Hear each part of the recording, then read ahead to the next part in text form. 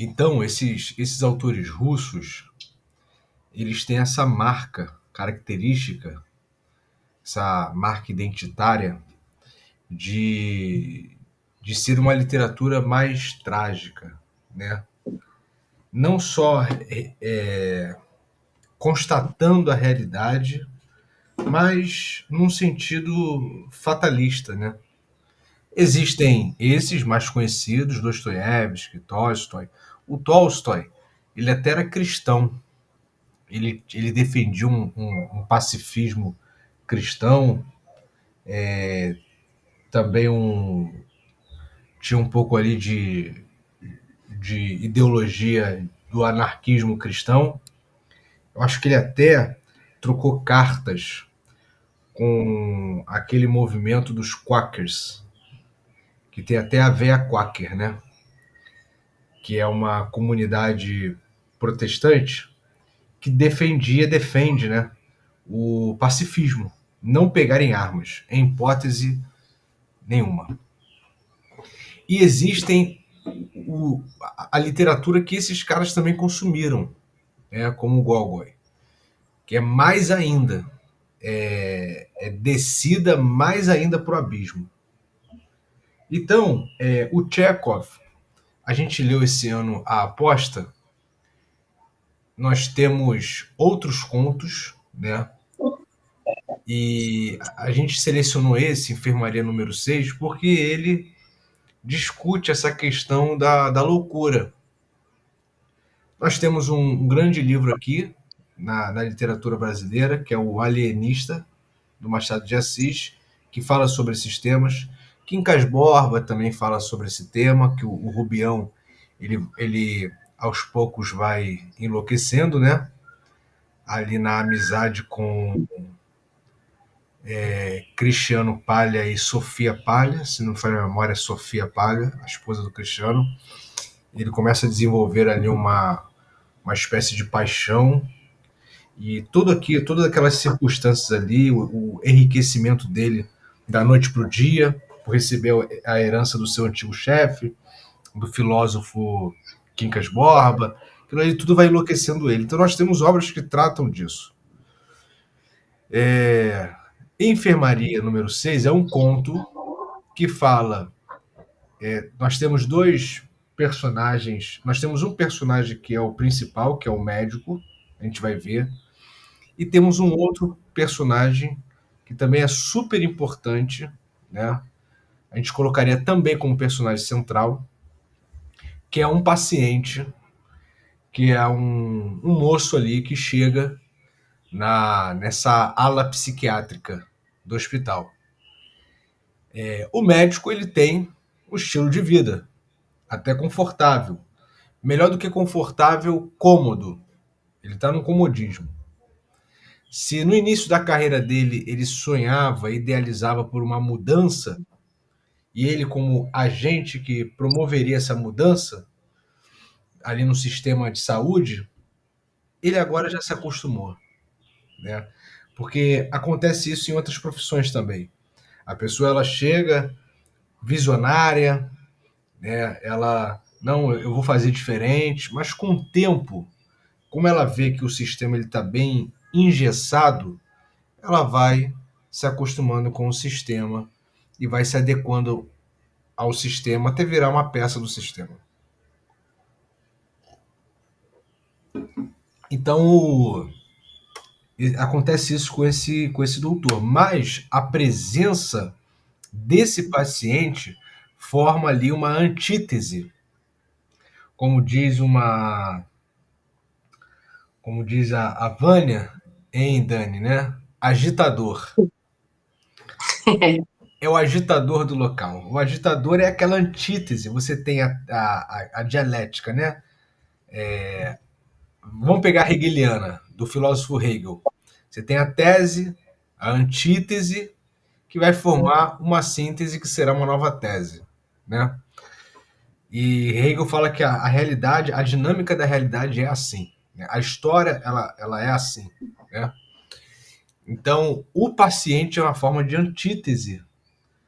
Ele confronta, tem um momento que ele confronta momento não, momentos, no plural, que ele confronta o doutor, e ele vai ali fazendo aquela dialética, aquela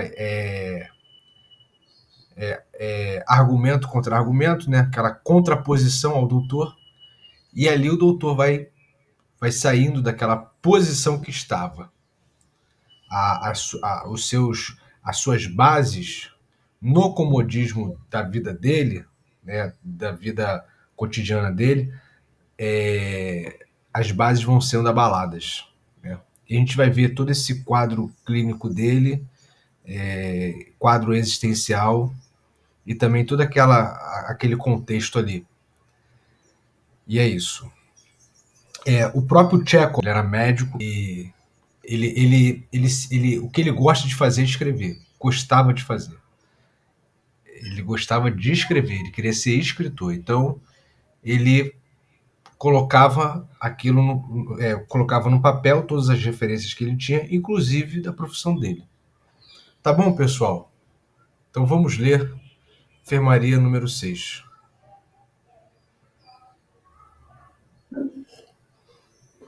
Vocês estão vendo o compartilhamento aqui do... Sim. Então vamos lá. Essa tradução, por que eu escolhi essa tradução? Eu peguei uma tradução também do editorial Verbo, né? Uma tradução portuguesa. Eu pedi e eu consegui. A pessoa conseguiu para mim a tradução. Mas a gente vai usar essa. O Boris Schneiderman, ele inaugurou a cadeira de literatura russa na USP. E a tradução dele, ela é reconhecida. Então a gente vai ler a partir da tradução dele. Conto.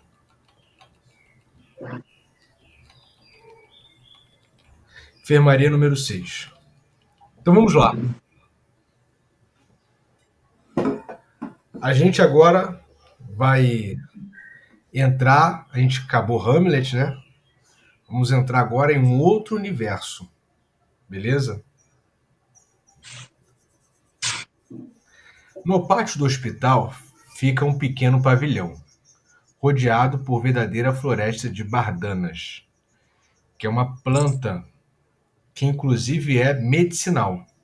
Então tá ali no contexto, né, do hospital. Diurética. Diurética, anti-inflamatória, urtigas e cânhamo selvagem. Tem um telhado enferrujado, a chaminé está meio desabada, os degraus da entrada apodrecidos e cobertos de capim, e sobram apenas vestígios do reboco das paredes. Ou seja, está um pouco largado, né, este pavilhão. O acabamento, né? A face fronteira está voltada para o hospital, a de trás para o campo, do qual é separado por um muro cinzento coberto de pregos. Então, o pavilhão ele está ali no hospital, ali no perímetro do hospital, mas é uma espécie de prédio, né, de anexo. Esses pregos de pontas para cima, o muro e o próprio pavilhão têm um aspecto tristonho e maldito, que em nosso meio é exclusivo dos edifícios hospitalares e carcerários. Então, existem duas instituições. A Dani até compartilhou lá o livro de Foucault, né? Existem instituições que servem para isolar as pessoas do convívio social, porque elas saíram de um padrão de normalidade que foi instituído no decorrer dos tempos, tá? Aqui, duas instituições são colocadas: o hospital, onde ficam os enfermos, no caso aí está fora do padrão de normalidade na questão da saúde, e os presídios, né? Aí quem vai falar o que é correto, o que é uma boa conduta ou não, é o direito. E temos aqui, no caso do hospital, o manicômio, né? A ala psiquiátrica, que quem vai determinar é a psiquiatria, principalmente, mas também a psicologia, que vai determinar se a pessoa ela está em condições normais no âmbito psicológico, se ela está em condições normais de viver na sociedade, participar ali do convívio social. O que o Foucault problematiza é esse padrão de normalidade, ele foi criado pegando aí a psiquiatria e o direito, né? O Foucault também tem a história da loucura, né? O que era o louco lá atrás e o que é o louco hoje? Na Idade Média, o louco ele era até assim, ele tinha um ar místico. As pessoas até paravam para ouvir, porque entre uma palavra, entre uma frase e outra, poderia sair alguma coisa ali sublime. A gente tem um pouco isso nas artes, né? Por exemplo, alguns filmes colocam o louco, por exemplo, o vilão, que foi colocado lá no nosso grupo, o Coringa, o louco como um arquétipo, uma personificação da crítica social. O Coringa nesse filme que saiu agora. Esse Coringa, o primeiro filme do Coringa, ele mostra isso. Ele é um resultado da sociedade ali. E ele acaba sendo ele a própria crítica, né? Vamos lá. Se você não teve, se você não teme queimar-se nas urtigas, tomemos a vereda estreita que leva ao pavilhão e vejamos o que sucede em seu interior. Abrindo a primeira porta, passamos à sala de entrada. Aqui há verdadeiras montanhas de trastes hospitalares, empilhados junto às paredes e à estufa. Colchões, roupões esfarrapados, calças, camisas de listras azuis, sapatos muito gastos, completamente imprestáveis. Todos esses molambos estão jogados em pilhas, amassados, misturam-se, apodrecem e emitem um cheiro sufocante.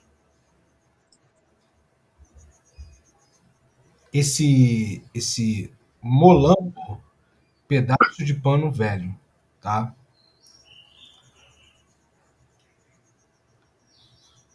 Tem aqui nós temos historicamente uma utilização desse termo que é até discutido hoje no caso do racismo, né? O guarda Nikita, velho soldado reformado, de dragonas que adquiriram uma cor ruiva, fica deitado sobre essa tralha, sempre com o cachimbo entre os lábios. Então nós temos aqui a aparição de um primeiro personagem, Nikita, é o guarda do pavilhão. Dragona é uma peça que serve ali como compõe a vestimenta da farda militar, porque ele é um velho soldado reformado. Tem rosto severo, macilento, sobrancelhas caídas, que imprime a esse rosto uma expressão de cão pastor da estepe, e nariz vermelho. Não é alto, parece de compleição seca e fibrosa, mas tem um ar imponente e punhos robustos. A palavra compleição é a sua constituição física, né? A gente poderia colocar corpulento. Pertence ao número das pessoas ingênuas, positivas, eficientes e embotadas, que amam a ordem acima de tudo no mundo. Olha só, pessoal, que amam a ordem acima de tudo no mundo. Então, um soldado reformado que amam a ordem acima de tudo no mundo e por isso estão convencidas de que devem bater nos demais. É a ordem pela ordem. Ele bate no rosto, no peito, nas costas, em qualquer parte, e está certo de que, de outro modo, não haveria ordem ali. Até no rosto, que é o lugar, você bater no rosto, ele não só é para machucar, mas o rosto é a nossa identidade. Você bater no rosto da pessoa, você está, de certa forma, atingindo a dignidade dela, simbolicamente falando. Depois, é igual você raspar a cabeça de uma pessoa quando ela entra no sistema carcerário. Ah, é piolho. Piolho. Ok.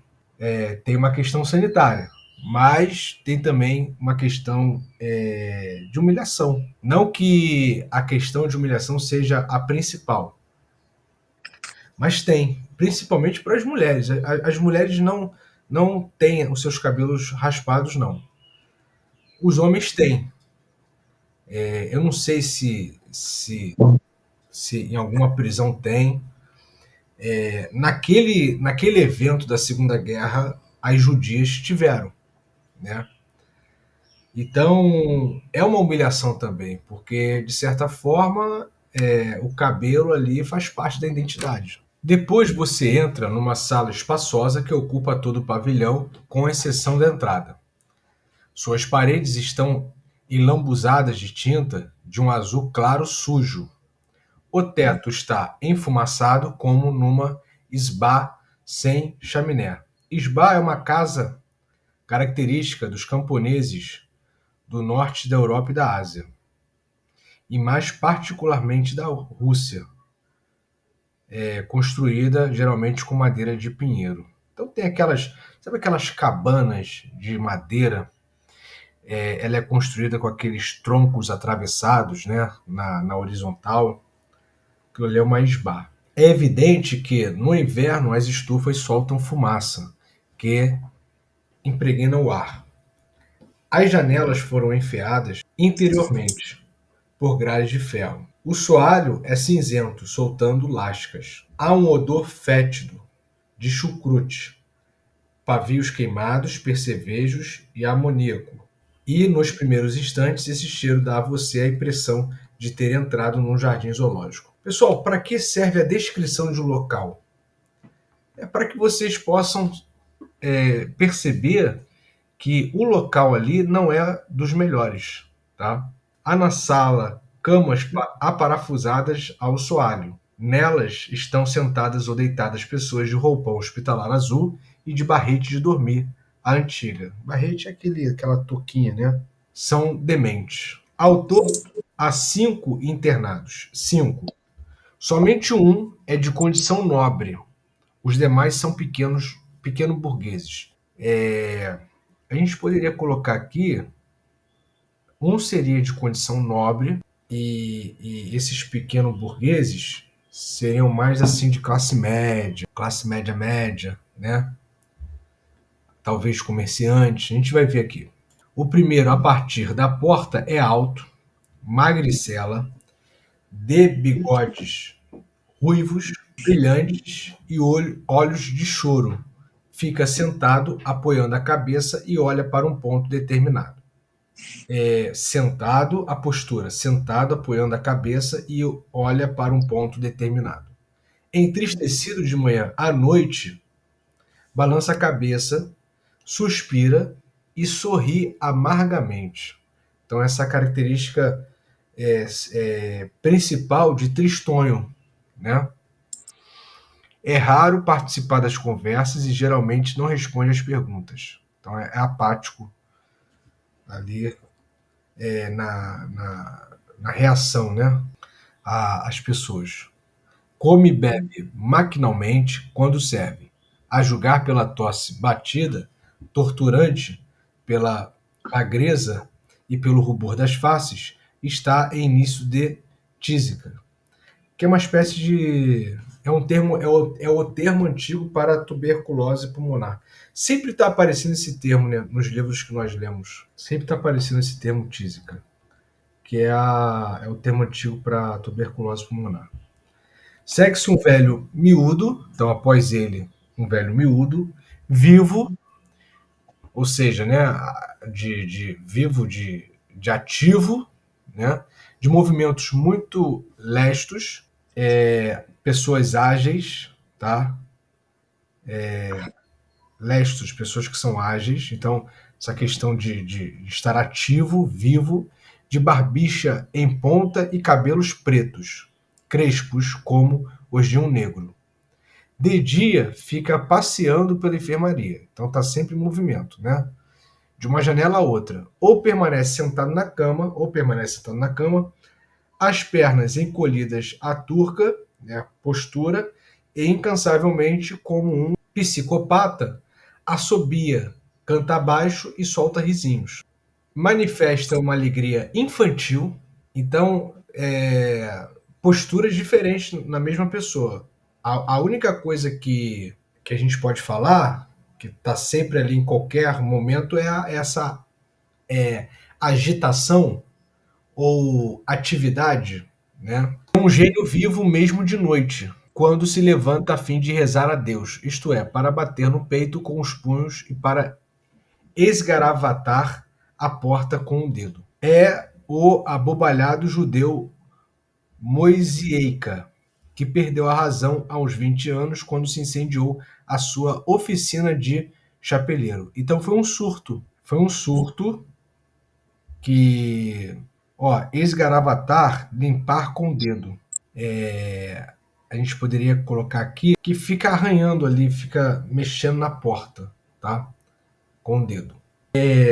A gente pode falar que ele surtou após, eu não saberia dizer, é surto pós-traumático? A pessoa, ela perde a noção das coisas depois de um grande evento que afeta tanto ela, traz um impacto tanto ao psicológico dela, que ela acaba não suportando mais a realidade, a mente com a Angela, isso aí. A mente, né, não suporta aquilo e acaba ali vivendo realidades paralelas. E, né, tem uma nota de rodapé. É diminutivo de Moisiei, Moisés. Então é diminutivo de Moisés. Ele é judeu. Moisés é o grande profeta, libertador do povo hebreu do Egito, né? Legislador, inclusive, recebe a lei de Deus, e ele se chama Moisés. Então é um diminutivo para Moisés. Cadê? De todos os inquilinos da enfermaria número 6, é o único autorizado a sair do pavilhão e mesmo ir para a rua. Então ele, né, pode sair para a rua, tem essa autorização. Goza desde muito tempo desse privilégio, provavelmente na qualidade de velho inquilino do hospital, e como um idiota manso, inócuo, como um truão da cidade, que todos se acostumaram há muito a ver nas ruas, rodeado de moleques e cachorros. Essa palavra truão, bobo, né? Então é um bobo que se diverte e fazem as pessoas se divertirem com ele, né? Porque ele é um descompensado. Então ele tanto se diverte com aquela dinâmica urbana ali, né? Como ele também, as pessoas se divertem com ele, vendo ele, o tolo, né? O doente passando. De roupãozinho, barrete ridículo e chinelos, às vezes descalço e mesmo sem calças, ele percorre as ruas, parando junto aos portões e às vendas, esmolando um copequezinho. Copequezinho é a centésima parte de uma moeda, sendo a unidade monetária de países como Rússia, Bielorrússia e Ucrânia. Ali tem um mesmo contexto, inclusive essa questão étnica de povos eslavos. Então, são países que compartilham de muitas coisas. Dão-lhe quipais, tem uma nota de rodapé. bebida fermentada muito popular na Rússia, pão, um copequezinho, de modo que geralmente volta ao pavilhão saciado e rico. Nikita, o guarda, apropria-se, porém, de tudo que ele traz. O soldado fala rudemente, arrebatado, revirando os bolsos do doente e apelando a Deus como testemunha de que nunca mais haverá de soltar o judeu para a rua, e que as infrações da ordem são para ele o que pode haver de pior no mundo. Moise Eika gosta de ser serviçal, serve água aos companheiros, cobre, tá sempre se movimentando, tá sempre agitado, tá sempre, né, para lá e para cá. Cobre-os quando dormem, oferece a cada qual um copequezinho que vai trazer da rua e um chapéu novo que vai costurar. É ele ainda quem alimenta de colher o paralítico, seu companheiro da esquerda. Age assim não por comiseração ou qualquer consideração humanitária, mas imitando e submetendo-se involuntariamente ao seu companheiro da direita, Gromov. A gente tem esses nomes russos, o pessoal reclama muito. O pessoal reclama muito, né, sobre esses nomes russos. Então, imitando e submetendo-se involuntariamente, não voluntariamente, ao companheiro da direita. Quem é esse Gromov? Ivan Dmitrich Gromov. Homem de uns 33 anos. Então, um rapaz de condição nobre, ex-oficial de justiça. Então, esse Gromov, é o de condição nobre. Tá? Os outros são pequenos burgueses. Ex-oficial de justiça e ex-amanuense provincial, sofre de mania de perseguição. Amanuense seria escrevente, também secretário, funcionário de repartição pública que geralmente fazia cópias de registros, cuidava da correspondência. Eu acho que o quinto aqui é um professor. Ainda. Tem que ter, né? Um dos 5 tem que ser professor, mas surtou. Verdade. Então nós temos um guarda, o Nikita, nós temos o primeiro, alto, apático, não reage muito, né?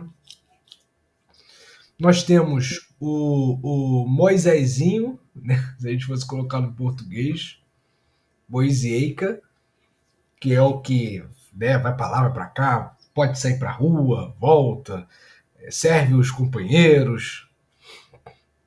E agora nós temos o Gromov. Ora fica deitado na cama, enroscado, ora caminha de um canto a outro, como que para fazer um exercício físico, e raramente se senta. A gente precisa focar nesse paciente, tá? Já vou deixando aqui de antemão para vocês essa informação. Precisamos focar no Gromov. Está sempre excitado, perturbado e tenso numa espera confusa, indefinida. Lembrando do quadro clínico dele, mania de perseguição. Então, sempre acha que está sendo perseguido. Ele é paranoide. Né? Essa paranoia de estão perseguindo ele.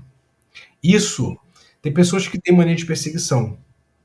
Tem pessoas que, você convivendo com ela, pelo olhar dela, você consegue ver isso, né? Ela tentando rastrear alguma palavra sua, alguma ação sua que possivelmente atingiria ela. E quando isso vai se agravando, essa espécie de paranoia, a pessoa ela vai perdendo o controle.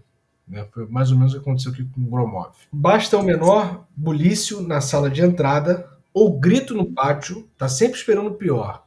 Um incêndio, alguém entrando e fazendo barbárie, ou grito no pátio para que ele erga a cabeça e ponha-se à escuta. Bulício é agitação de gente, desordem, né? Ruído que causa desordem. Põe-se à escuta. Não é gente que vem buscá-lo? Não é a ele que procuram? E o seu rosto expressa então extrema inquietação e repugnância. Agrada-me o seu rosto largo, de maçãs salientes, sempre pálido, e infeliz, que reflete como espelho uma alma esgotada na luta e no temor contínuo. As suas caretas são estranhas e doentias, mas os traços finos, depositados em seu rosto por um sofrimento profundo e sincero, são sensatos, de pessoa culta, que tem cultura, e os olhos têm um brilho cálido, sadio.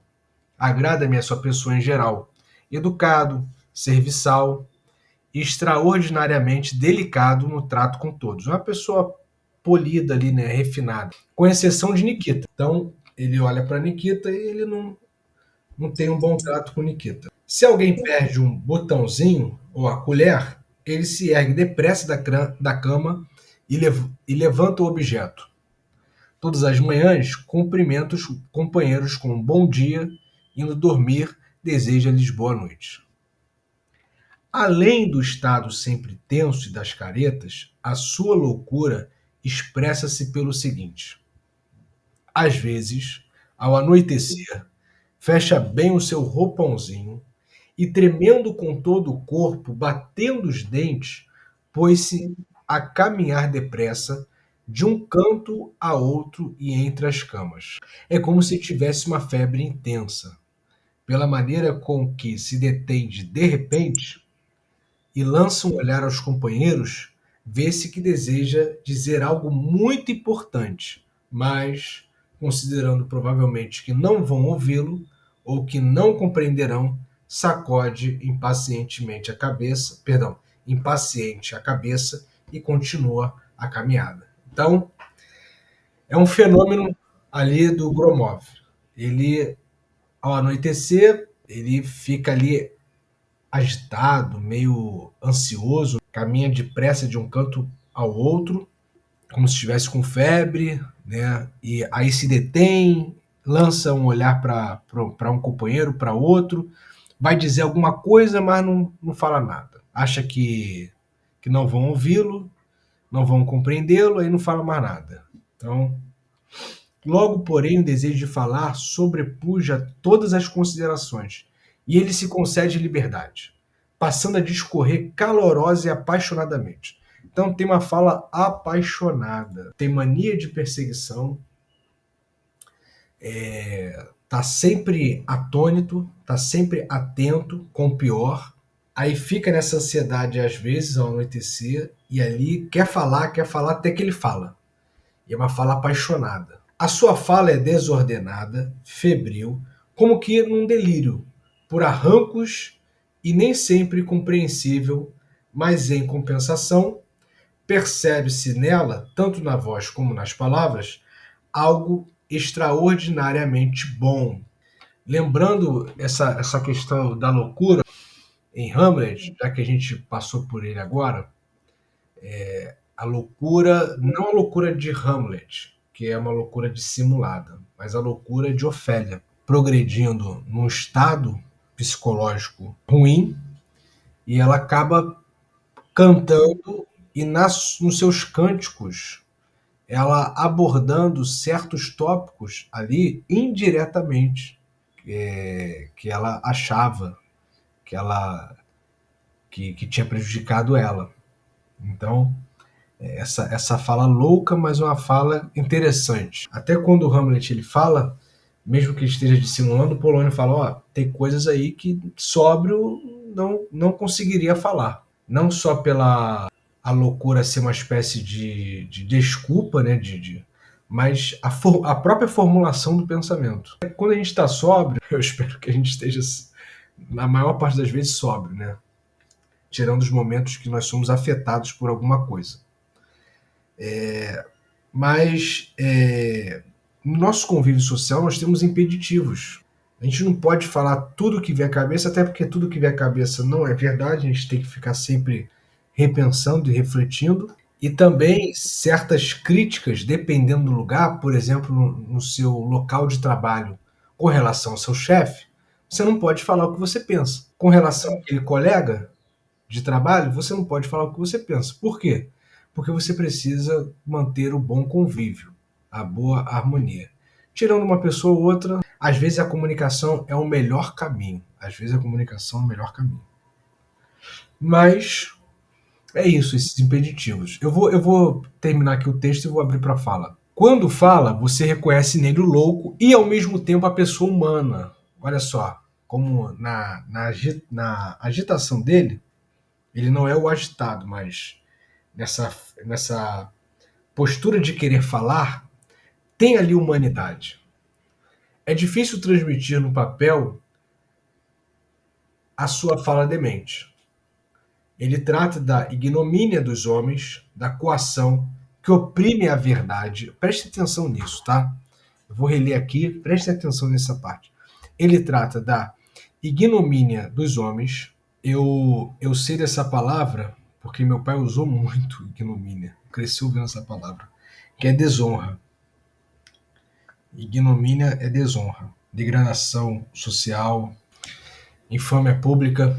Então, ele trata da ignomínia dos homens, da coação que oprime a verdade, da existência bela, que dentro de algum tempo existirá sobre a terra, das grades nas janelas que lhe recordam a todo momento o espírito embotado e as crueldades dos opressores. O opressor é uma classe que nós temos, aqueles que oprimem. Resulta disso uma sucessão desordenada, desconexa, de velhas canções que ainda não foram cantadas até o fim. E aí, pessoal? Quem deseja falar? A gente viu aqui o. É bom que pelo menos agora a gente pode ser corrigido pela Ângela, né, Ângela? Quando a gente fala besteira aqui, É, a gente pode ser. É interessante, é curioso que esses três primeiros pacientes aí da enfermaria, eles têm transtorno de estresse pós-traumático, né? Os TEPT, né? TEPT, que chama. E eu não sei se a história vai desenvolver os personagens ao ponto da gente encontrar o gatilho, né? Porque, por exemplo, o Gromov, é isso? sim, Ele, ele tinha uma profissão, né? Ele trabalhava com o judiciário, digamos aqui, né? Oficial de justiça, né? Escrevente, tinha condição nobre, jovem, né?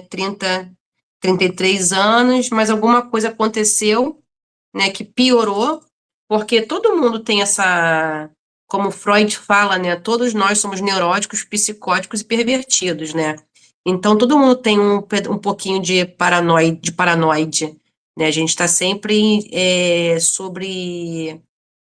em vigília, né, esperando que alguém faça alguma coisa com a gente, principalmente na sociedade atual, principalmente aqui no Rio de Janeiro, é, né, a gente não confia em ninguém, a gente não confia no colega de trabalho, a gente não confia nos nossos familiares, amigos, é um negócio horroroso, né, então, assim, por que que essa pessoa não conseguiu voltar? Porque o que me parece que a loucura é aquele momento onde a pessoa ela sofre o estresse, mas depois ela não consegue mais voltar para a realidade, né? E por isso que ela é retirada do convívio social, porque ela não consegue mais voltar a se enquadrar naqueles parâmetros, né, sociais que a sociedade exige da gente, né?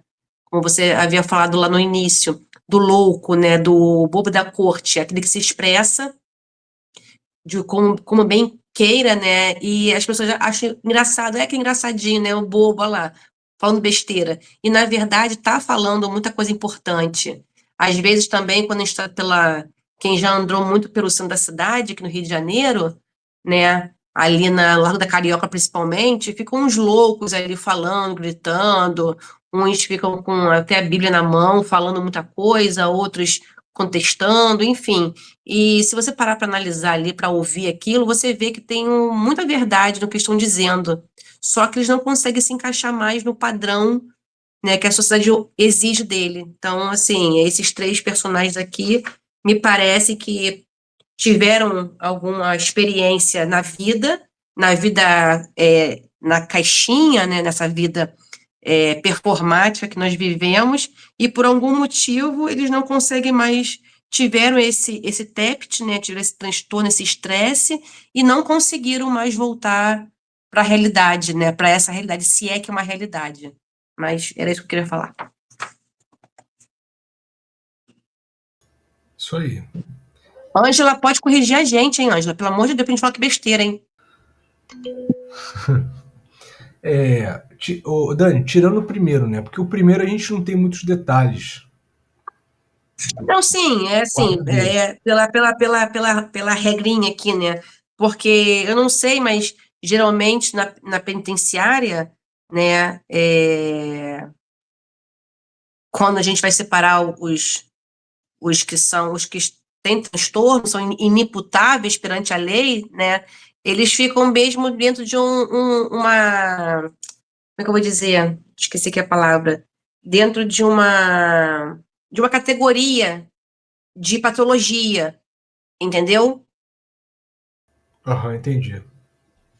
Então, assim, não ficam assim, não fica um esquizofrênico com, sei lá, com homicida, né? Com o cara que é serial killer. Eles vão botando de acordo com a patologia para administrar. Então, assim, por essa lógica aqui, aí eu pensei que mais ou menos, não sei os outros, né? 70% da galera é TEPT. Beleza. Vamos lá. Agora, mais alguém? Não perguntei. Alguém quer falar? Então vamos lá. Se alguém quiser falar, só pedir a palavra, mandar mensagem no chat. Então, aqui, parte 2. O Chekhov, ele vai entrar aqui na vida, ele vai descrever a vida do Gromov, porque ele é um personagem importantíssimo. Não dá spoiler, Pablo. Não, não, é só a gente vai começar a ler agora. A Dani fica, a Dani fica preocupada com isso. Mas É vamos porque eu não li, não quero saber agora. Tá, vamos lá. Há 12 ou 15 anos, vivia na principal rua da cidade, em casa própria, o funcionário Gromov, homem respeitável e de posses. Tinha 2 filhos, Sergei e Ivan. Estando já no 4º ano da universidade, Sergei adoeceu de tuberculose galopante e morreu. Hum, E essa morte como que serviu de início a toda uma série de desgraças que de repente se despencaram sobre a família dos Gromov. Uma semana depois do enterro de Sergei, o velho pai foi processado por fraudes e peculato e pouco depois morria de tifo no hospital da prisão. Então, morte do irmão, tá? No 4º ano da universidade. Depois, o pai é processado. Era uma pessoa que tinha posses, homem respeitável, mas era um homem corrupto. Então, ele é processado e morre no hospital da prisão. então morre o filho, depois morre o pai. Morre. Pai. No caso do nosso paciente, é o irmão e depois o pai. Porque é Ivan e Sergei. E Sergei. O Ivan, que é o nosso paciente. Tá? Então morre o irmão, depois morre o pai. O tifo são doenças bacterianas, né? Sim. Aí incluem febre alta, calafrios, dores no corpo, tá? Então esse tifo dele, do pai, foi causado ali pelo próprio ambiente, né? É insalubre. Do, do, da prisão, salubre. A casa e todos os bens móveis foram vendidos em leilão e Ivan Dmitrich e a mãe ficaram completamente desprovidos de recurso.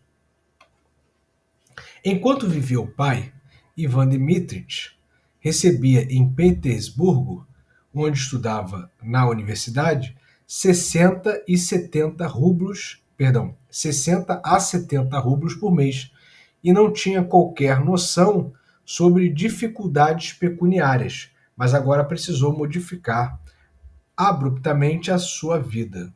Teve que dar de manhã à noite aulas de vintém, ocupar-se de cópias e assim mesmo passar fome, pois enviava todos os ganhos à mãe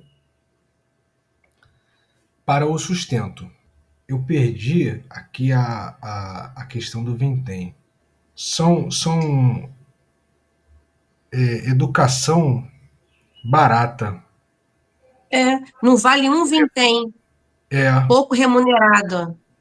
é, Ah lá vai ele, não vale um vintém. Essa aula aí não vale um vintém. é. A Fátima já colocou o conceito. Isso aí. Aulas de vintém. Perfeito, gente. Aulas baratas, aulas É. Que é, pouco que é remuneradas. o que tem a ver com o Copec da época. Copequezinho, né? Uhum. É um professor barato de reforço escolar, tá? Professor barato, uma educação barata de como se fosse um reforço escolar. Não que o reforço escolar aqui no Brasil seja barato, porque não é não. Então, Ivan Dmitrich não suportou semelhante vida. Obrigado, Fátima.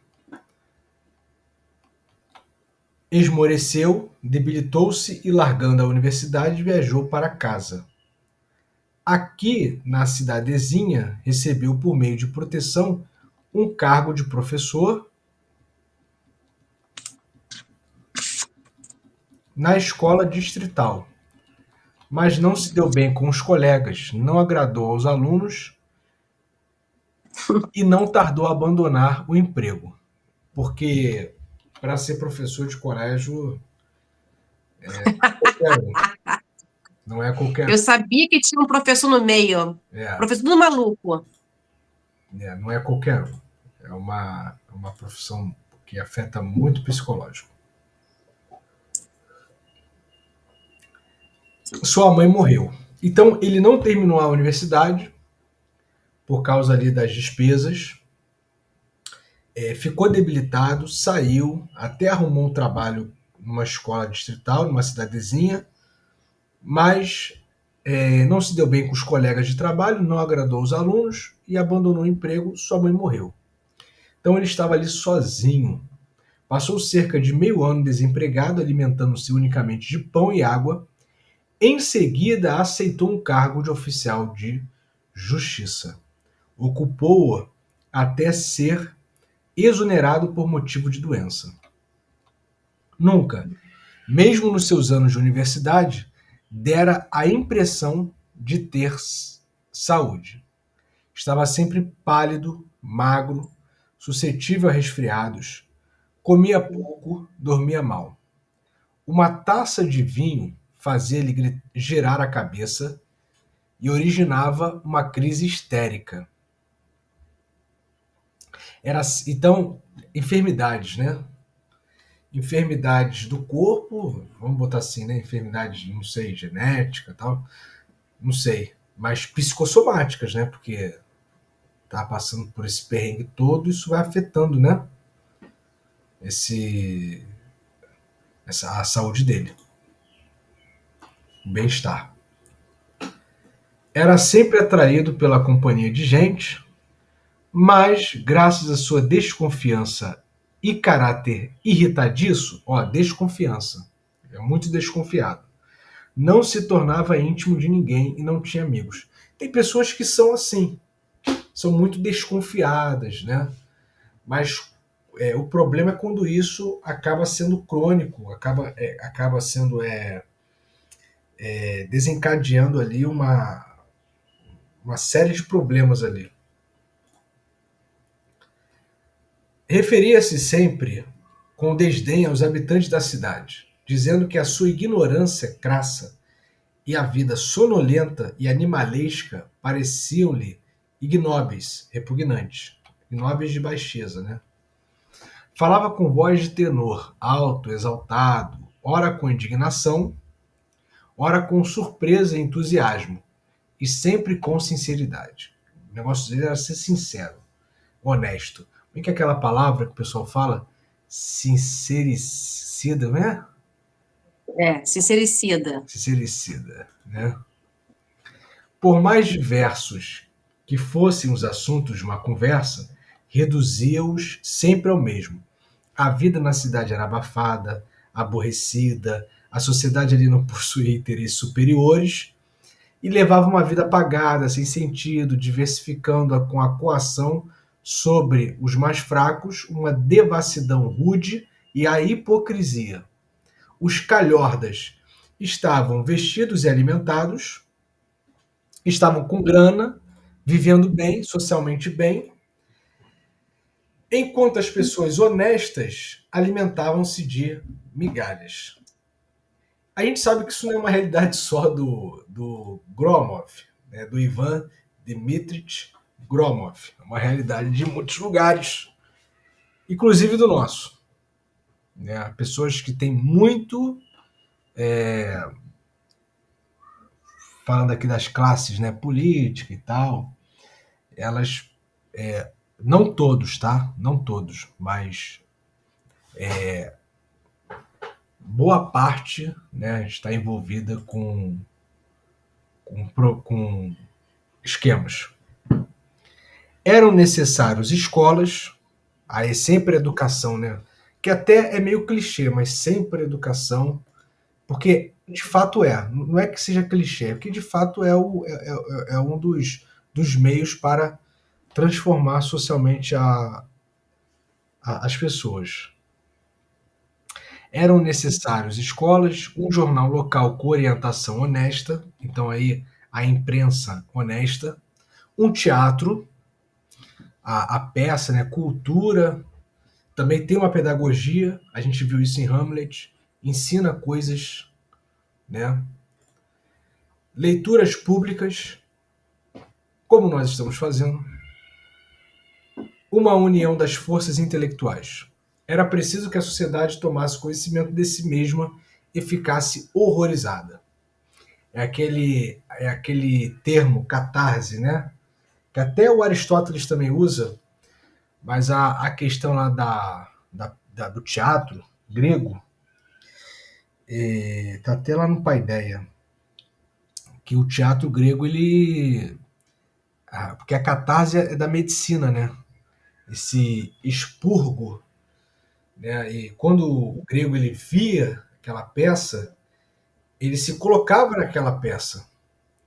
Ele, né, se colocava naquela situação, porque estava falando ali da sociedade grega. E era um momento ali de catarse, né? Até de cura. Tem essa questão de expurgar, de tirar, e até de cura, né? Então, aí eu tô lembrando da peça lá que o Rei Cláudio do Hamlet assiste, né? O assassinato de Gonzaga. E ele vê daquilo ali, que é o que ele tinha feito, e ele fica super afetado. Ao invés de se curar, não, ele piora, né? Mas tudo bem. Era preciso. Oi. Dani falou? Não. Tá. Era preciso que a sociedade tomasse conhecimento de si mesma e ficasse horrorizada. Nos seus julgamentos sobre as pessoas, ele esparzia tintas concentradas, apenas brancas e pretas, não reconhecendo quaisquer matizes. A humanidade, então ele estava sendo muito radical ali. A humanidade, no seu entender, dividia-se em gente honesta e canalhas, e não existia um meio termo. Que é muito complicado esse pensamento, né? Até o canalha, ele procura um bem, mesmo que seja em detrimento dos outros, mas um bem para si, para sua família. Isso não é desculpa, tá? Isso não é desculpa. Tem pessoas que, pressionadas, elas não conseguem uma outra saída a não ser se submeter àquilo ali que já está instaurado. Então, existem circunstâncias, né? Circunstâncias e circunstâncias. Falava sempre apaixonadamente, com exaltação, das mulheres e do amor, mas nunca estivera apaixonado. Apesar do seu nervosismo e das opiniões abruptas, gostavam dele na cidade, e pelas costas chamavam-no carinhosamente de Vânia. Tem aqui uma nota de rodapé, tô descendo. Diminutivo de Ivan. Engraçado, ó. Diminutivo de Ivan, Vânia. A sua delicadeza inata, a presteza em servir, os bons costumes, a pureza moral, a par da casaca pequena e poída, da aparência doentia e dos infortúnios domésticos, inspiravam um sentimento bom, cálido e dolente. Ademais, ele era bem culto, tinha muita leitura, sabia, na opinião dos concidadãos, tudo e era na cidade algo semelhante a um dicionário enciclopédico ambulante. Então, ele era um cara caricato, ele tinha uma honestidade, ele fazia todas essas críticas radicais, essa crítica exagerada que serve como uma crítica ali, e as pessoas acabam gostando. Quando você usa o meio hiperbólico, o meio exagerado, como mecanismo para algo, por exemplo, uma vez eu coloquei uma mensagem de uma professora lá no nosso grupo. Ela falou assim: leia, leia, leia, leia, leia. Leia quando estiver triste, leia quando perder o emprego, leia quando se divorciar, romper um relacionamento, leia quando algum amigo te trair, leia quando. Leia, sempre leia. A pessoa que não entende, ela fala assim: não é sempre ler. Calma aí. Calma, você está levando ao pé da letra, no literal. Ela está usando o meio retórico. É um meio retórico, exagerado, hiperbólico, para falar o quê? Que a leitura é muito importante, mas ela não está falando que você tem que ler sempre, até em momentos de fraqueza, de angústia, de que você é traído. Mas essa forma exagerada ela tem esse caráter hiperbólico, né? Para que coloque a importância da leitura. Então, por exemplo, tem uma frase do Alfred Whitehead, do filósofo, que ele fala assim: toda filosofia ocidental se resume, podemos resumir assim, é uma nota de rodapé de Platão. É mais ou menos assim a citação. Tudo se resume a uma nota de rodapé de Platão? Não. Mas é um meio retórico, né? Para ele falar o quê? Que Platão origina ali ideias que vão servir de base para muitas ideias posteriores. Agora, tem ideias que Platão não abordou, né? Então existe a retórica, né? Esses mecanismos para você enfatizar algo. Pablo, Oi. a frase é: a filosofia ocidental não passa de uma nota de rodapé ao texto de Platão. Então, a filosofia ocidental não passa de uma nota de rodapé ao texto de Ao texto de Platão. Platão. Então, isso é fato? Calma aí, gente. Mas é um meio retórico de se afirmar que, a partir das ideias de Platão, né, porque ele lançou base, só ele não. Aristóteles, né? Antes de Platão, Heráclito, que fala acerca lá do movimento, Parmênides. A base de Platão vem de Parmênides, né? E também tem a questão lá do Heráclito, do movimento, tem Pitágoras, Platão, com essas ideias das formas puras, né? As formas, as próprias formas geométricas, né? Essa ideia, os poliedros de Platão, vem dos pitagóricos, né? Então, mas é uma forma retórica para afirmar assim, ó, Platão é a base de toda a filosofia ocidental. De fato, suas leituras eram numerosas. Passava muito tempo sentado no clube, repuxando nervosamente a barbicha, folheando livros e revistas. E pelo seu rosto via-se que ele não lia propriamente, mas engolia os textos, mal tendo tempo de os mastigar, de refletir, né? De remoer. Deve-se supor que a leitura fosse um dos seus hábitos mórbidos, pois com igual avidez ele se lançava sobre o que lhe caía nas mãos, até sobre os jornais e calendários do ano anterior. Em casa lia sempre deitado. Em casa lia sempre deitado. Isso é uma informação importante. Mórbido é doença, né? Doentio. Sombrios, né? Hábitos sombrios, hábitos doentios. Doentio, mas como um dos seus hábitos mórbidos, sendo um resultado do seu estado psicológico. Uhum. Está se agravando, né? Então aqui a leitura fosse um dos seus hábitos mórbidos. Esse tipo de leitura, tá? De você ler qualquer coisa até os calendários do ano anterior. Jornais e calendários do ano anterior. Então, né, ali já é um sinal patológico. E aí, pessoal? Alguém quer falar? O que vocês estão achando da leitura? A gente agora falou Eu tô curiosa. de Dmitrit. Oi? Eu tô curiosa, vamos embora. Então vamos lá. Certa manhã de outono, tendo erguido a gola da capa e chapinhando na lama, agitar, né, se agitando, nadando, se agitando, não nadando, mas se agitando na água, né, se chapinhar, com pés, mãos, Ivan Dmitrit avançava por becos e fundos de quintal na direção da casa de um pequeno burguês, a fim de dar cumprimento a uma ação executória. Estava de ânimo sombrio, como sempre pela manhã. Num dos becos encontrou 2 presos com as respectivas grilhetas, acompanhados de 4 guardas armados.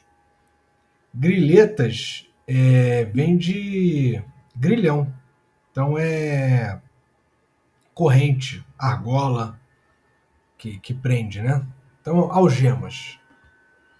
Anteriormente, Ivan Dmitrit encontrara presos com muita frequência e sempre lhe suscitaram sentimentos de comiseração e constrangimento, mas dessa vez o encontro causou-lhe uma impressão peculiar, estranha.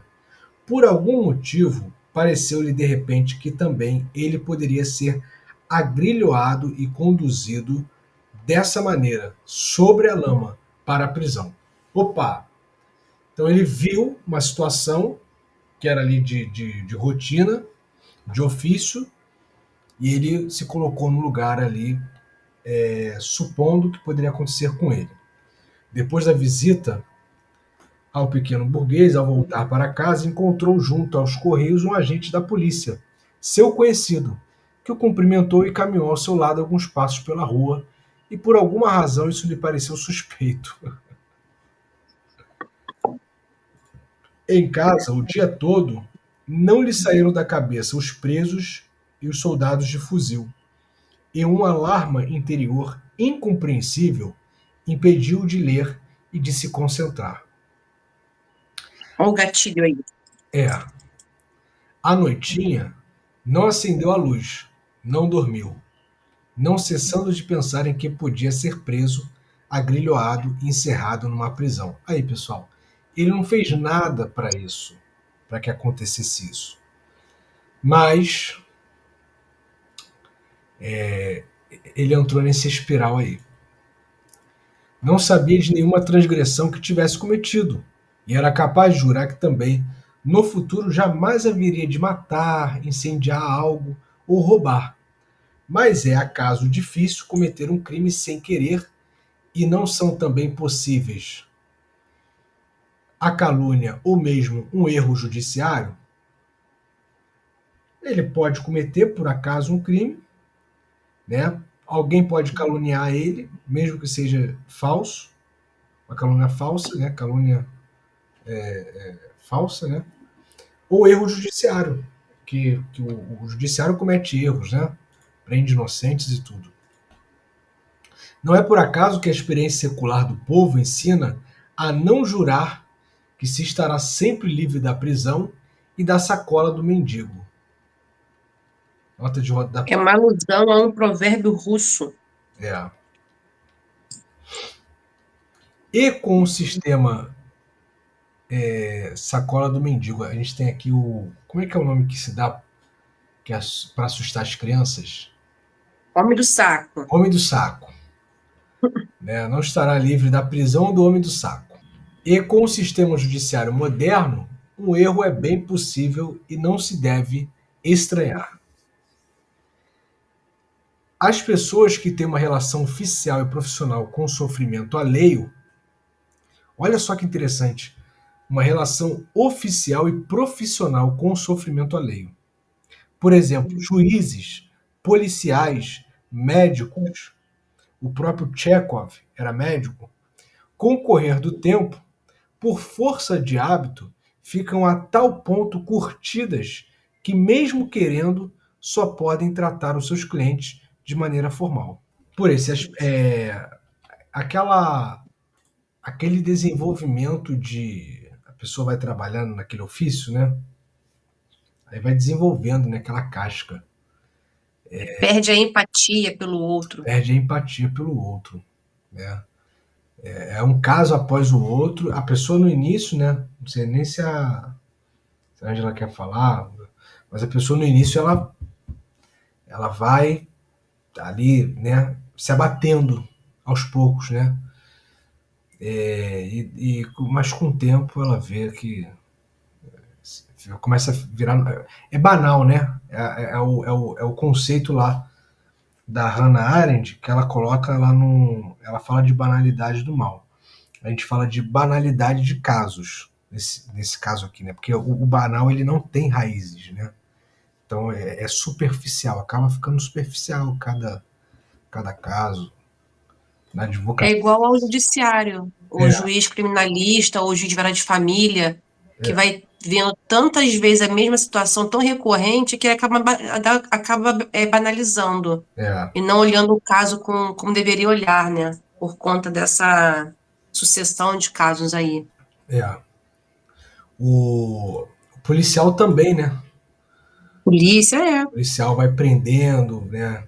Ele vai vendo aquela parte da sociedade, os tratos da sociedade, né? Que as misérias humanas estão ali expostas. E aí ele vai também desenvolvendo essa casca e para ele aí mata uma vez, para ele matar já não é mais assim novidade, acostuma-se, né, com aquela realidade ali.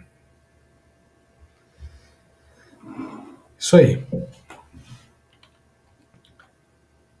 Só podem tratar os seus clientes de maneira formal. Por esse aspecto, não se distinguem em nada do mujik. Era o camponês russo antes da Revolução de 1917, Revolução Russa, dos bolcheviques. Homem rude, homem do povo, frequentemente associada a pessoas que viviam numa, numa condição de pobreza e servidão. O próprio Chekhov, ele tem um conto chamado Os Mujiks, tá? Tem uma edição aqui brasileira, inclusive. Os Mujiks, Penúltimos Contos e Novelas. Que mata carneiros e bezerros num fundo de quintal e não repara sequer no sangue. Engraçado que será muito comum, né? Aqui, matar no quintal para a família comer, né? Mas aqui está falando do abatedor. Tem essa profissão, que fica abatendo ali animais E na ocorrência de uma relação formal, sem alma para com a personalidade humana, personalidade é a identidade humana, é o ser humano na sua singularidade. Um juiz, para destituir um homem inocente de todos os direitos civis e condená-lo aos trabalhos forçados, só precisa do seguinte: tempo. Apenas tempo para a execução de umas poucas formalidades pelas quais o juiz recebe um ordenado e a seguir tudo acaba. Então, julga ali o caso tal, e no final do mês, quer dizer, no início do próximo mês vai estar ali o salário dele. E vai alguém procurar depois justiça e uma defesa nessa cidadezinha suja a 200 vestas da estrada de ferro.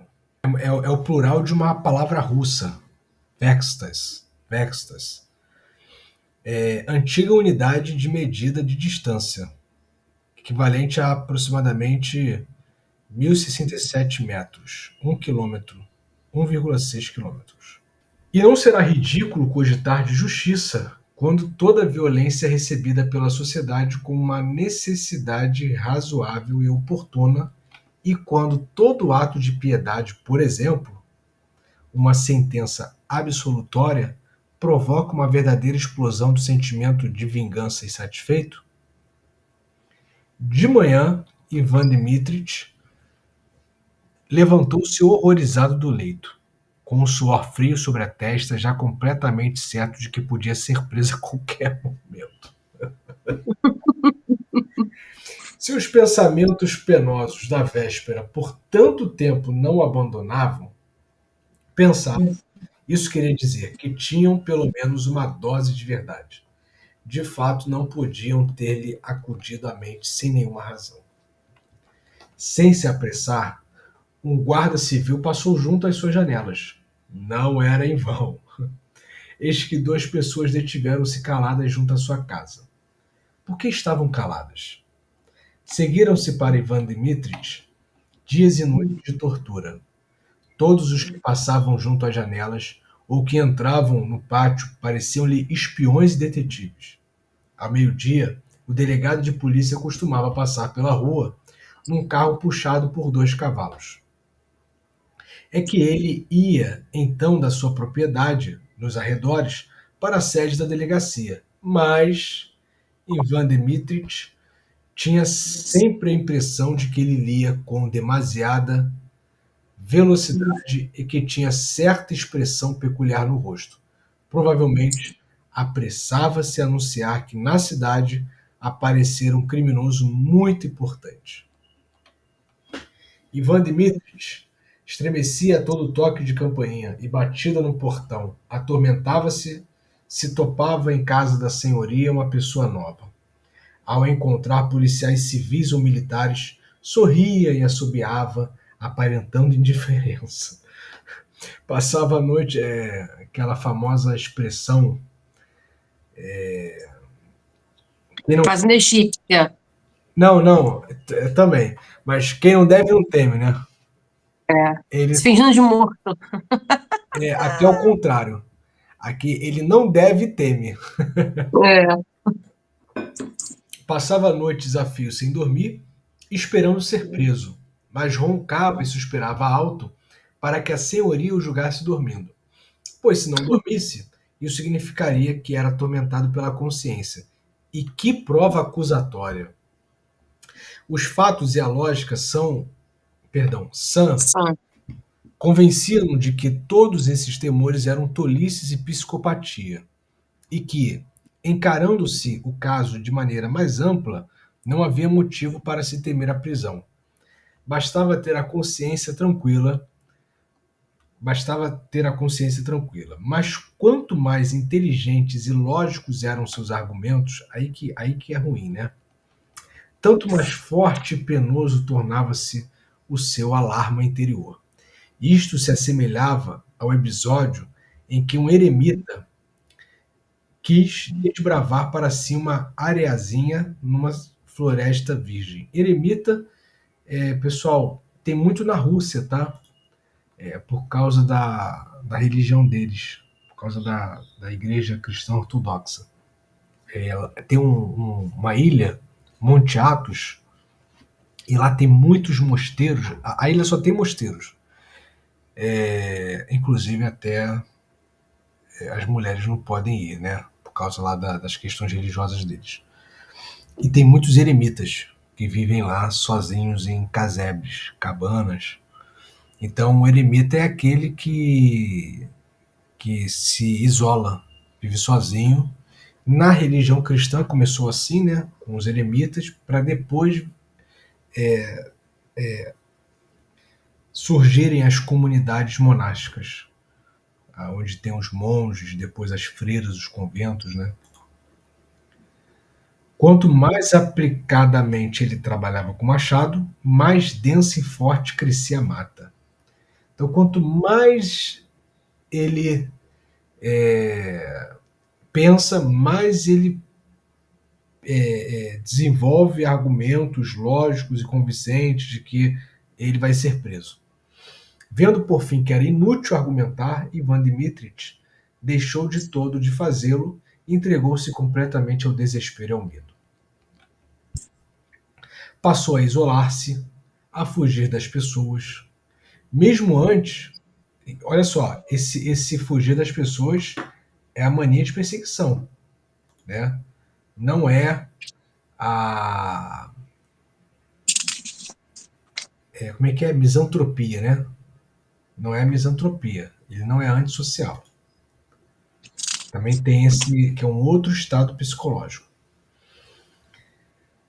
Mesmo antes, o serviço lhe repugnava, mas agora tornou-se para ele insuportável. Temia que um dia viessem a enganá-lo, pondo-lhe às escondidas no bolso um dinheiro de suborno, para depois pilhá-lo em flagrante, ou ele mesmo cometesse ao lidar com papéis oficiais um engano correspondente a uma falsificação ou então perdesse dinheiro alheio.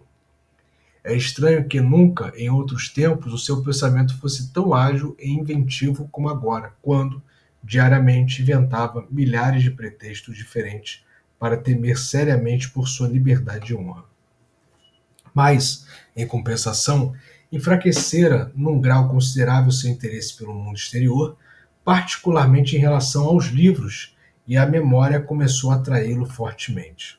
Na primavera, quando a neve se derreteu, encontraram numa ravina junto ao cemitério os cadáveres semi-apodrecidos de uma velha e de um menino com sinais de morte violenta. Ravina, depressão no solo, produzida pelo trabalho erosivo dessas águas de escoamento. É uma espécie de vale que acabou ficando ali, acabou tendo erosão pela água. Tá? Esses cadáveres e os assassinos desconhecidos tornaram-se o tema único das conversas na cidade. Para que ninguém suspeitasse ser ele o assassino, Ivan Dmitrich passou a andar sorrindo pelas ruas. Encontrando conhecidos, empalidecia, corava e punha-se a convencê-los de que não havia crime mais ignóbil que o assassínio de gente fraca e indefesa, uma criança e uma velha. Mas essas mentiras em breve extenuaram-no, e após alguma reflexão decidiu que, na sua situação, o melhor era esconder-se na adega da senhoria. Passou ali um dia, depois uma noite, o dia seguinte, ficou com muito frio e, tendo esperado que escurecesse, esgueirou-se como um ladrão para o seu quarto.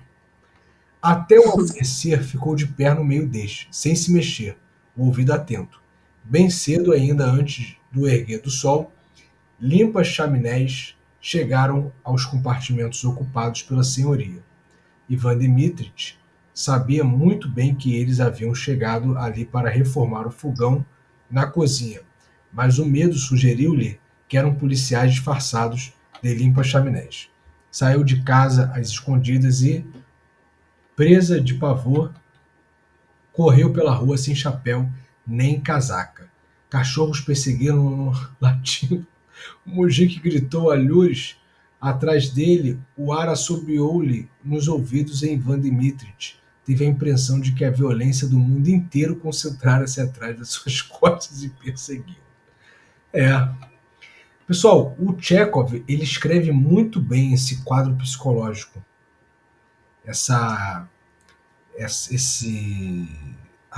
esse afundamento do Ivan Dmitrich. Escreve muito bem. Detiveram-no, conduziram-no para casa e mandaram a senhoria chamar o médico. Agora apareceu o nosso doutor, o doutor Andrei Yefimich. Esse é o nosso doutor aqui de enfermaria número 6. O doutor Andrei Yefimich, do qual trataremos adiante, receitou compressas frias na testa e gotas de louro e cereja. Balançou tristonho a cabeça e saiu, dizendo à senhoria que não voltaria mais, pois não se devia impedir as pessoas de perder o juízo. Olha só que interessante. Não voltaria mais, pois não se devia impedir as pessoas de perder o juízo. Pessoal, tem pessoas que perdem o juízo. Pensando aqui no Ivan Dmitrich, ele via a sociedade, ele via a ausência de honestidade, de bem-estar, né, todos pensando no bem-estar, e isso afetava ele. Tá? Tem pessoas que, por circunstâncias ruins, elas acabam enlouquecendo. Então, às vezes, isso não é controlável, sabe? Então, elas têm o direito de enlouquecer. É o que o doutor fala. Não se devia impedir as pessoas de perder o juízo. Né? São circunstâncias que estão fora do nosso controle. Visto que em casa não havia com que viver e tratar-se, Ivan Dmitrich foi em breve enviado para o hospital e internado na enfermaria para doenças venéreas. Não dormia de noite, fazia manha e incomodava os doentes, e pouco depois, por determinação de Andrei Yefimich, transferiram-no para a enfermaria número 6.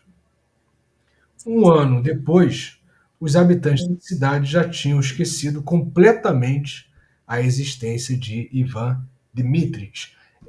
Quem não é visto não é lembrado. E os seus livros, amontoados pela senhoria num trenó encostado no alpendre, foram surrupiados pelos moleques. Então até os livros dele foram furtados. Como eu já disse, Ivan Dmitrich tinha como vizinho da esquerda o judeu Moisieika. O da direita era um mujique quase redondo, afundado em banha, com o rosto embotado, completamente inexpressivo. Um animal imóvel, guloso e nada asseado, que já perdera, havia muito, a capacidade de pensar e de sentir. Exalava continuamente um cheiro agudo, sufocante. Asseado é limpo, de higiene, pessoal. Então, Nikita, que arruma a sua cama, bate nele terrivelmente, dando o máximo impulso e sem poupar os punhos. E o que há de terrível não é o fato de se bater nele. Uma pessoa pode acostumar-se a isso, mas o de que esse animal embotado não responde aos golpes, quer com o som, quer com o movimento, quer com uma expressão dos olhos, mas apenas se balança ligeiramente como um barril pesado. Então ele não reage, né? O Chekhov coloca como animal, né? O quinto e último inquilino da enfermaria número 6 é um pequeno burguês que já trabalhou de classificador nos Correios, um louro, miúdo, magro, de rosto bondoso, mas um tanto malicioso. A julgar pelos olhos inteligentes, tranquilos, de expressão clara e alegre, ele sabe o que quer e tem certo segredo muito importante e agradável. Esconde sob o travesseiro e sob o colchão algo que não mostra a ninguém, mas não por temor de que lhe tirem isso ou roubem, e sim de vergonha. Às vezes, cerca-se da janela e, dando as costas aos companheiros, veste alguma coisa sobre o peito e olha tudo de cabeça inclinada. Se alguém se acerca nesse momento, ele encabula e arranca de cima do peito um objeto. Mas não é difícil adivinhar-lhe o segredo. Dê-me os parabéns, diz ele muitas vezes a Ivan Dmitrich. Fui apontado para receber a ordem de São Stanislau de segunda classe com estrela. A segunda classe com estrela é conferida unicamente a estrangeiros, mas, não sei porquê, pretendem fazer uma exceção em minha homenagem. Sorri ele, dando de ombros, surpreso. Devo confessar que não esperava por isso. Eu não entendo nada desse assunto, declara Ivan Dmitrich, sombrio. Mas sabe o que eu vou conseguir cedo ou tarde? Prossegue o ex-classificador, entrecerrando com malícia os olhos. Vou receber sem falta a estrela polar sueca. É uma condecoração que merece alguma correria para obtê-la. Uma cruz branca e fita preta. É muito bonita. Provavelmente em nenhum outro lugar a vida é tão monótona como nesse pavilhão. De manhã, os doentes, com exceção do paralítico e do mujique gordo, lavam-se na sala de entrada numa grande tina e enxugam-se com a beirada dos roupões. Depois, tomam em canecas de estanho chá trazido por Nikita do edifício principal. Nunca mais vi as coisas de estanho, né? Tava falando isso outro dia pra Dani. Tinha tanta coisa que era feita de estanho, até pingentes, até alguns pingentes religiosos da Itália, de Portugal. Cada um recebe uma caneca. Ao meio-dia, comem chi de chucrute e cacha. Caixa é espécie de papa de cereais. Perfeito. À noitinha jantam a caixa que sobrou do almoço. Nos intervalos ficam deitados, dormem, espiam pelas janelas e caminham de um canto a outro. E assim todos os dias. Até o ex-classificador fala sempre das mesmas configurações. Raramente aparece gente nova na enfermaria número 6. Há muito tempo que o médico não aceita dementes novos, e não são numerosos neste mundo os que apreciam visitas a manicômios.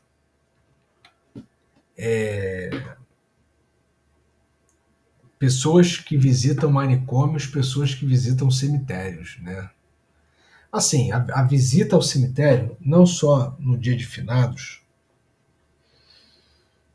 eu acho que é uma visita reflexiva, né? Porque quando a gente...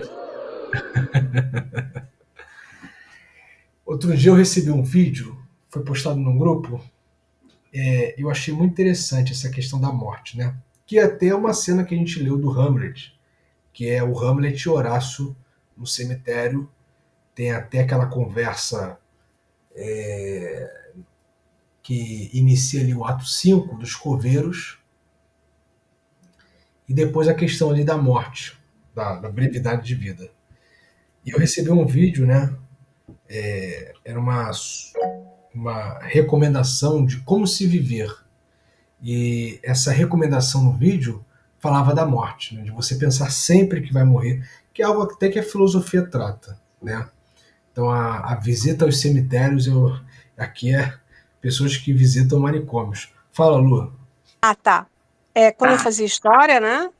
Estudava história, eu fui visitar o cemitério do Caju, onde tinham celebridades, ali a gente ficava sabendo de muitas coisas. O cemitério guarda, né?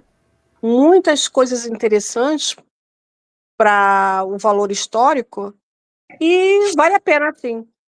Parece que é esquisito, né? Mas o historiador sempre vai à parte para os cemitérios para conhecer as obras das pessoas que morreram, que estão enterradas ali, inclusive Dom Pedro I, né? Dom Pedro II, aliás. É muito legal. Gostei dessa partezinha do cemitério aí. Lulu gótica. Exatamente, isso aí. Em Portugal, as famílias visitam o cemitério constantemente, fazem a limpeza e enfeitam com flores após lavarem as campas. Legal isso. É bem português isso.